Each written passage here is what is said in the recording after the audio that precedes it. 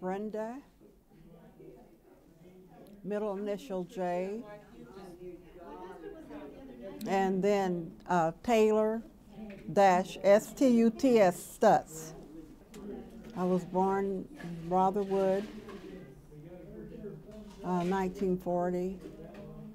Was noted as Rotherwood, but now Kingsport. No, it's not even Kingsport because understand Rotherwood is Hawkins County. Well, Rotherwood was just a little rural area between Kingsport and I guess Rogersville, Tennessee, or Churchill.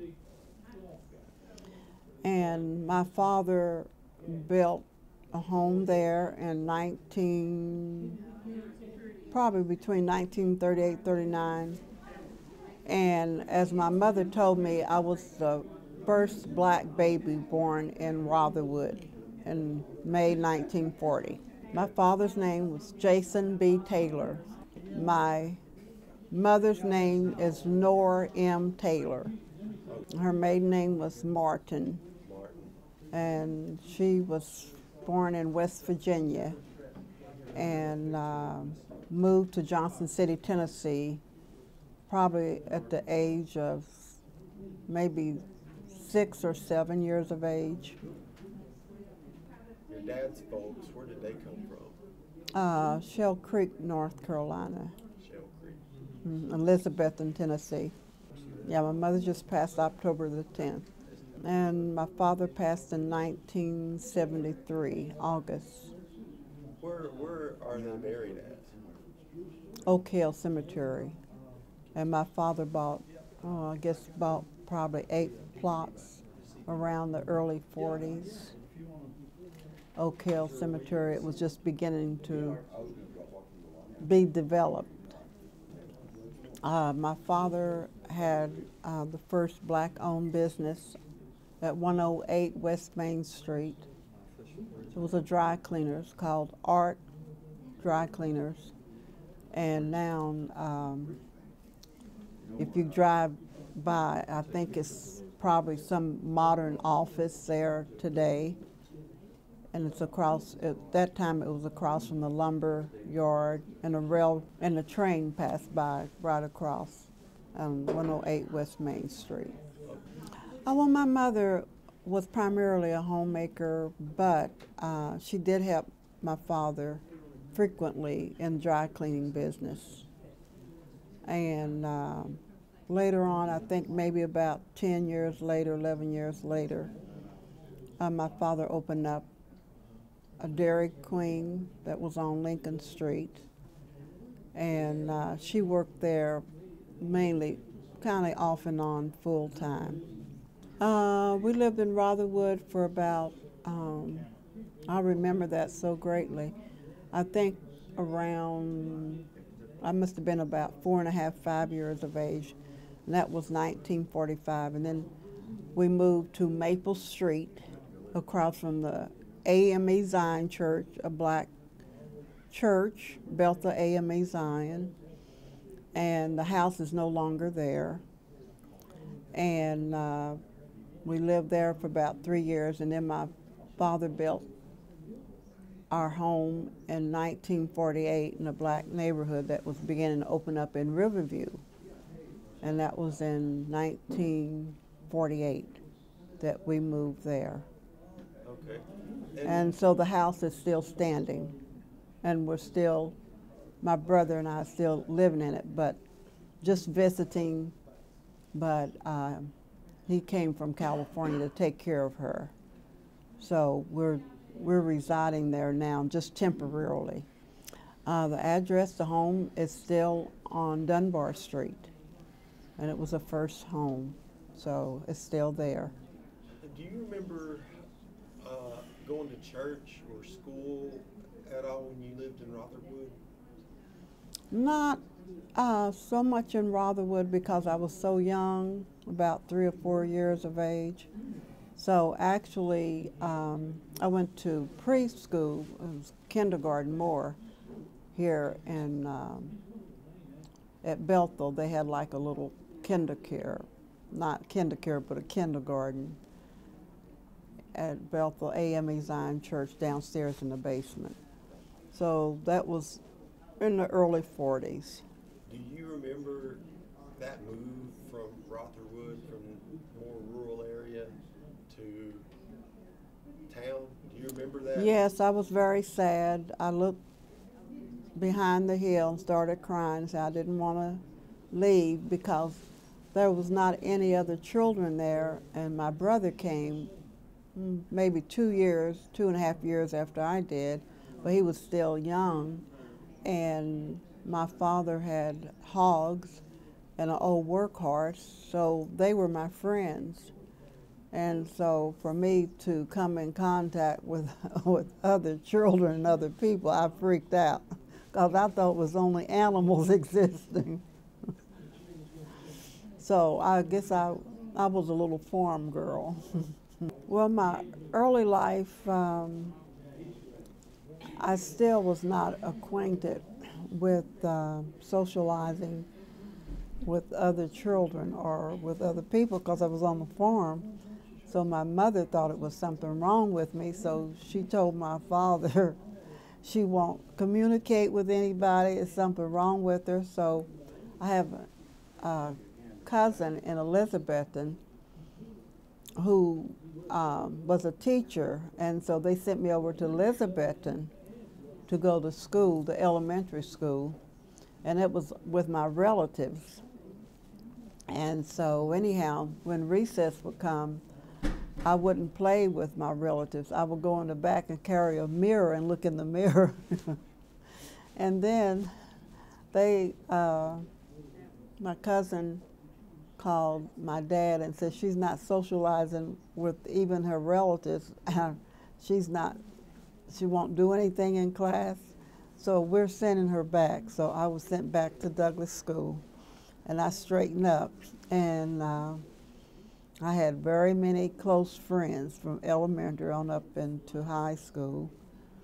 And I joined the band, and I played piano recitals, and I think it was in my 11th year that it was 4 of us, Carolyn Scoggins, the other girl was Shirley Bachman, Linda Lee Cox. We played Carmen.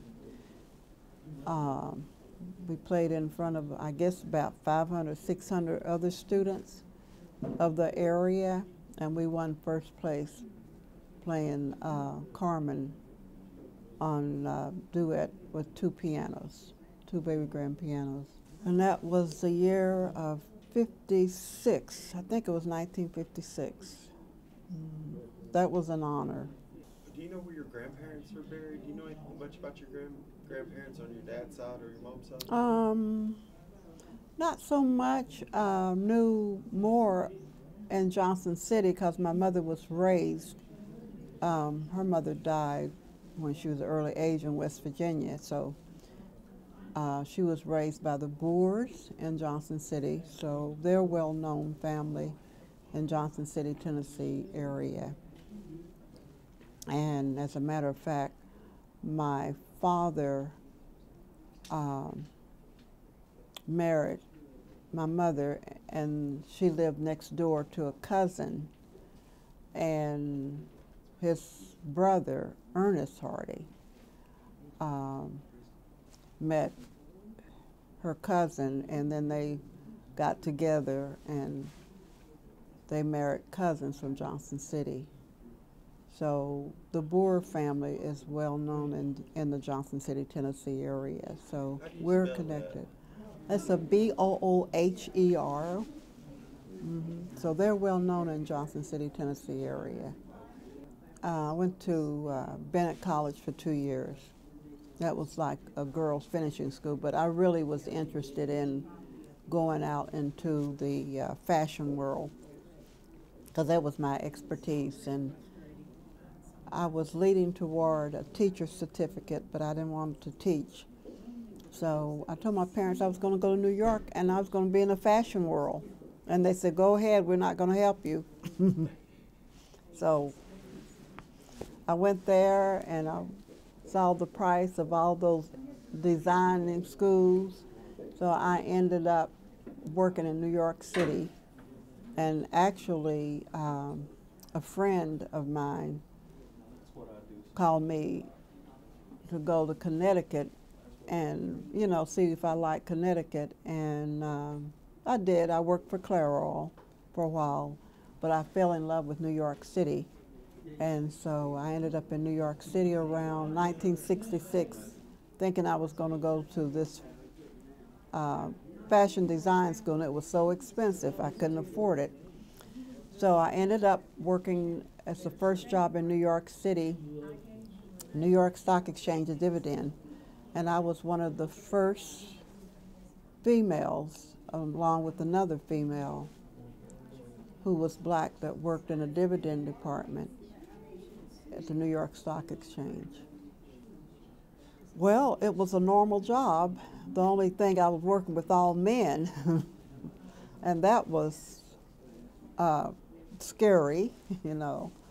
And then coming from the South, and you know, we had ordinary names like Tommy or David, and all these other names was Italian names and German names, and I said, wow, could this be the mafia?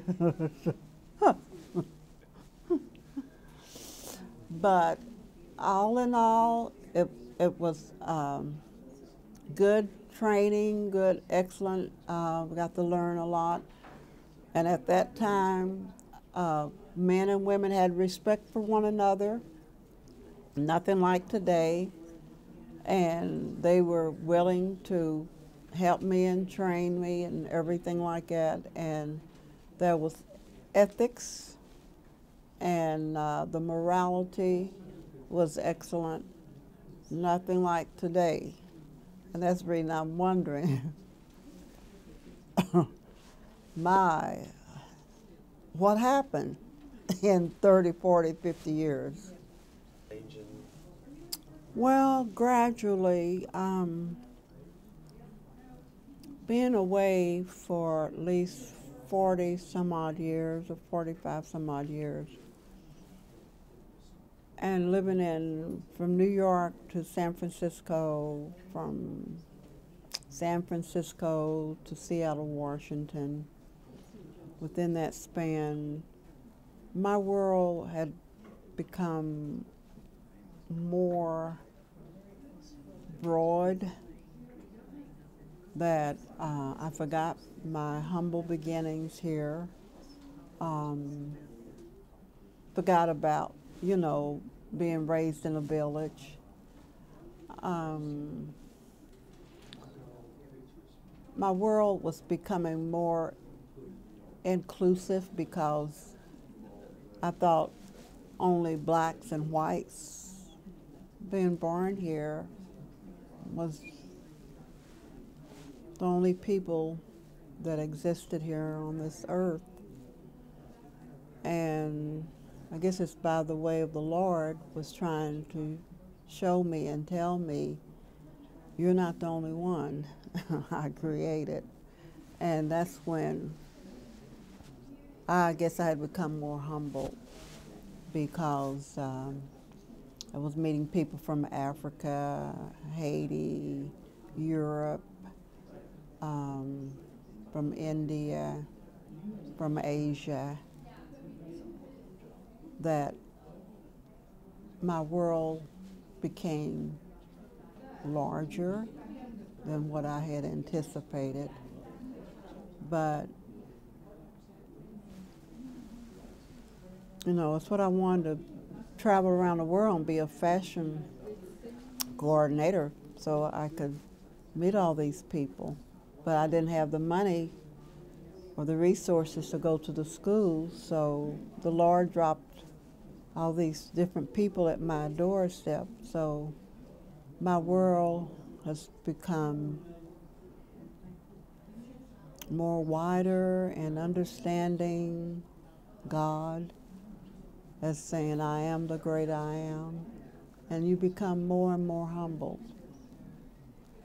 So when I come back home,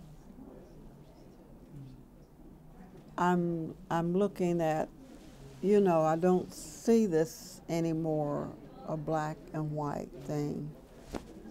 I see all on God's earth. Yes, because I always felt alone. Just only being the only child in that area. And I would just sit out, and I guess I felt like some little old lady at the age of 3, what's beyond those trees? Or, because I was facing the host and defense, what's beyond those mountains? You know, is there more beyond? And it was more beyond. Am I at peace now?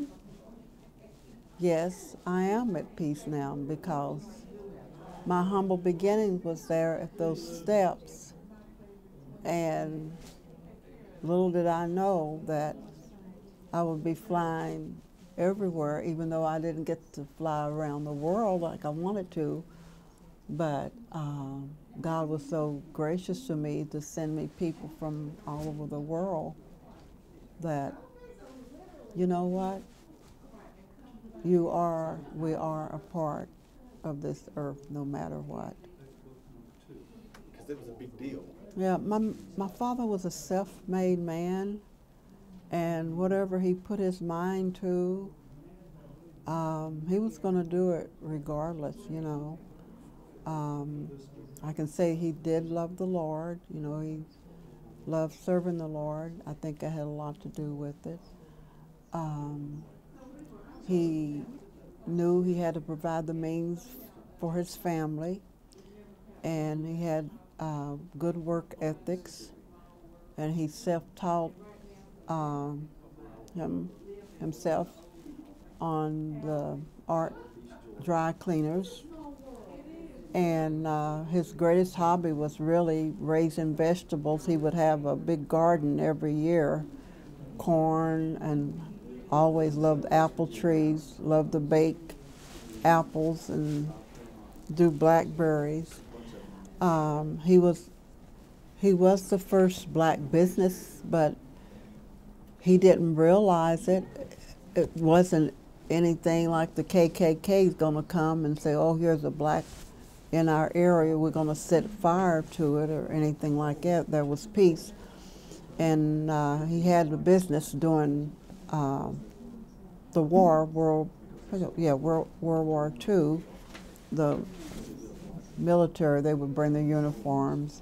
And then the people of the area, they would bring their clothes. So he was well known, and his clothes were, it was just perfect. And the Dairy Queen, Dairy Mart, because it's Dairy Queen, you would think of the Dairy Queen. The Dairy Mart, he wanted to really make a success in the Riverview community, you know, and having like a little restaurant, because a lot of people didn't have the cars, you know, to get around. And if he could just bring a hot dog or soda or maybe hamburger, that would be something special for them to go out on Sundays and just walk to, you know, to Dairy Mart and get a hot dog, drink, you know. And everybody loved, because my mother was doing a lot of the business, because my father was still in the dry cleaning business. And they just loved going there, getting their drinks. And I worked there, and my brother worked there, you know. So it wasn't an enrichment, you know, and to know about entrepreneurship then compared to today.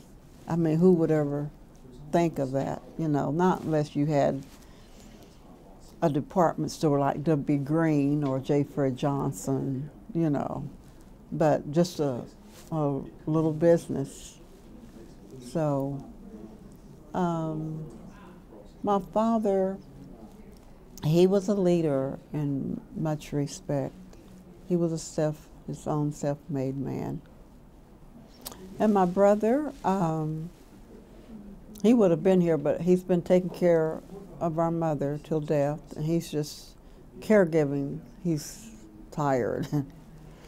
And he went on and finished college, got his degree, worked, I don't know. Where did you go to college at? He worked Morgan State. He finished Morgan State in Baltimore, Maryland.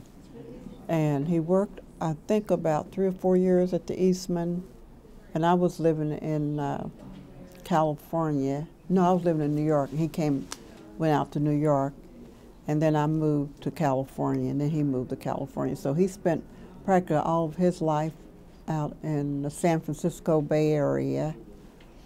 And he worked for the BART transit system in the San Francisco area and retired from that. And he's more, I should have him talk for himself, because if he hears this interview, why? So we'll do that in the later. Okay. Well, I just want to say that I think they were great pioneers in the younger generations. I could tell from my mother's funeral a couple of weeks ago, to follow.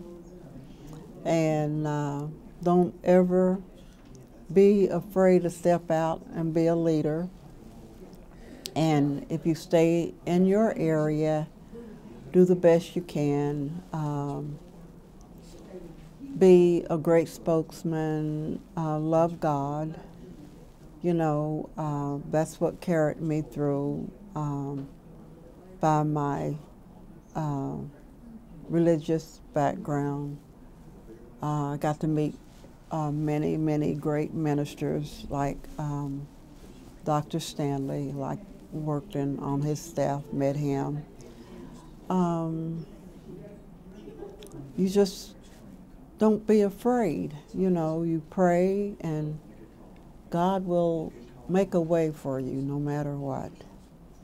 So it's good for me to be back home, and this is a time that I was never expecting to have this historical, but I'm glad I did come. And I do see Kingsport in the Johnson City, Bristol area really growing, but I guess I've been out in the big world where I've seen more diversity, and if that could ever happen, I think this would be a quote, quote, a great, great place. But it has to be probably a nicer weather. What I'm dealing with today in cold.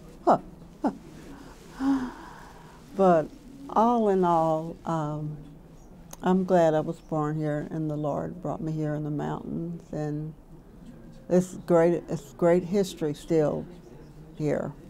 And I'm glad that the past will be brought on, because it will help other generation who's coming along to know, wow, Kingsport is on the map.